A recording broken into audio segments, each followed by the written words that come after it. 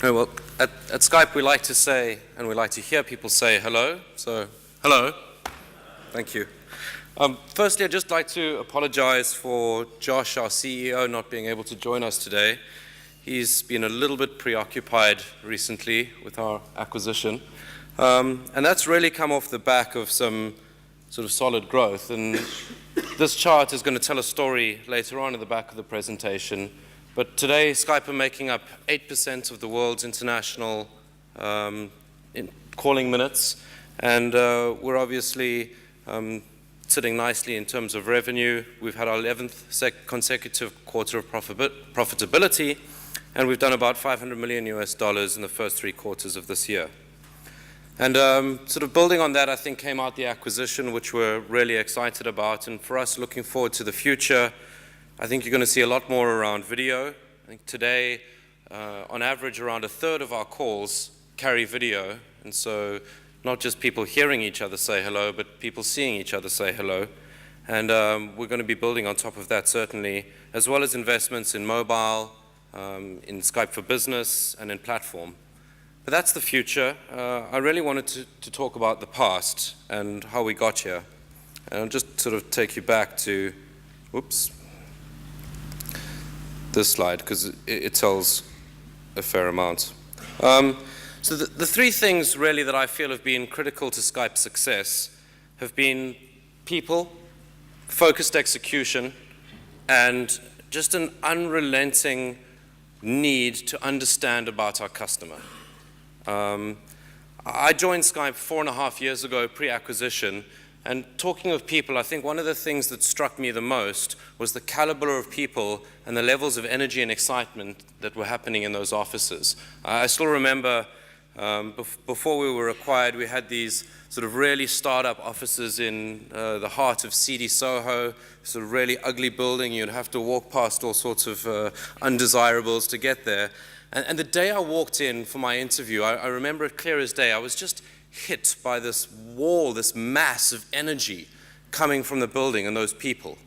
And I was surrounded by people from experience, from AOL, from Microsoft, from Oracle, from Apple, and that team of people who were there late at night with this enthusiasm and this energy that wouldn't die was critical to the success of Skype in the early days. And for us moving forward, it's certainly a challenge, in particular in Europe, is making sure that you hire the right people, getting that experience that's so often easy to find in the Valley. And I would definitely resonate what was said earlier around don't jump in and hire the wrong people. Make sure that you're getting the right people on board. In the early days at Skype, and we lost this a bit during our growth days, and we've brought this back again recently, it's just the interview process to get there. You had to not only interview with 3, 4, 5 different people, you had to prepare an assignment, and you had to come in and present your assignment, and people would ask questions about the assignment, and you'd really get an understanding for not just how someone reacts in a 30-minute interview, but for how someone thinks and how someone is able to present and how someone is able to react to interrogation of a particular idea. And so for me, that was critical. It's not just about hiring smart people. It's about hiring smart people who how they think and they can bring experience. The internet has moved on from the days where you could just hire a bunch of people who are happy to work hard. The amount of experience that you can bring to an organization is critical, I think, where the internet is maturing today. Secondly, focused execution. And the reason why I left this chart up is it tells a great story. You can see back half of, hopefully you can read the text there, but there's a bit of flat growth going on Q4 06, Q1 07, Q2 07, and even a dip Q3 07 in the numbers. And effectively at Skype, this was a period where I believe that we lost focus on our core business, our core calling, sort of registration, payments, these sorts of basics. And this is during a time when we were investing in new internal businesses. So we were building out sort of a community white pages product, a community yellow pages product. We were building out sort of premium pay for calling. We were building out viral video network distribution. All of these sort of startups were erupting inside Skype. And this was the time where I think we lost focus on our core value proposition and our core users. And I was there at the time and remembering our release cycles. We were just pushing these new products, these new features out the door.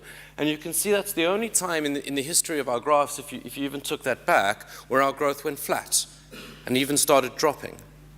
And as soon as we sort of identified this, and when Josh, our current CEO, came on board, we really started to turn back to basics and look at sort of ease of use. Again, payment flows are super important. Even what fields you're asking in registration, looking at our metrics, looking at our completion rates, doing A/B testing on every important page on the website, trying out different treatments, seeing what the conversion rates are looking like, and just being incredibly metric focused around the basic flows and the basic propositions to our users. And finally, it was around this, like I said earlier, this almost unhealthy focus on really understanding what our customers want and what they need and how we can service them better. And this is not just sort of lip service to say, yes, we care very much about our customers, and then you go on and sort of do your own thing. I think, for us, this is super important. We take this really seriously, from usability testing, where we've built, one-way glass labs inside our own offices, and every single week, we invite existing users, we invite new users into the offices, we'll test out products and features and adjustments on them, we'll talk to them, we fly our user research team out to every corner of the world, to Brazil, Tokyo, Singapore, North America, across Central Europe, getting out there and talking to our customers, listening to them, what their problems are with the software today, and how we can make changes and make things better for them. Are our price points correct? And in particular in customer services as well, where we've made heavy investments. I think again during the period in the middle of these graphs is where we underinvested in customer service, and we were seeing response times going up to 72 hours. We were seeing some bad press in the blogosphere about people having bad experiences with our customer services, and we've pretty much tripled the size of that team now, offering less than 24-hour response to every query that comes in, again being heavily metric focused there. And also, finally, I think again from a customer standpoint is ease of use. We invest heavily in usability. As I said, we've got our own labs. We have a team of more than 20 usability interaction designers.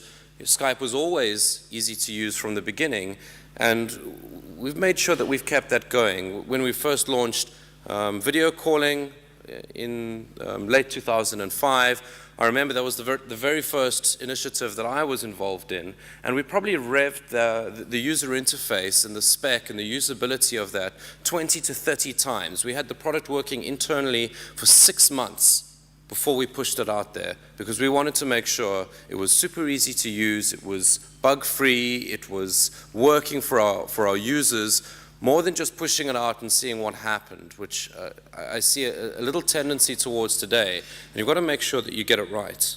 So that's it. It's pretty simple. There's no kind of magic formula. I didn't really talk about social media or Twitter or, none of these things really existed during our growth. It was really about those three things: people, focused execution, and really getting to know your customer. Thank you.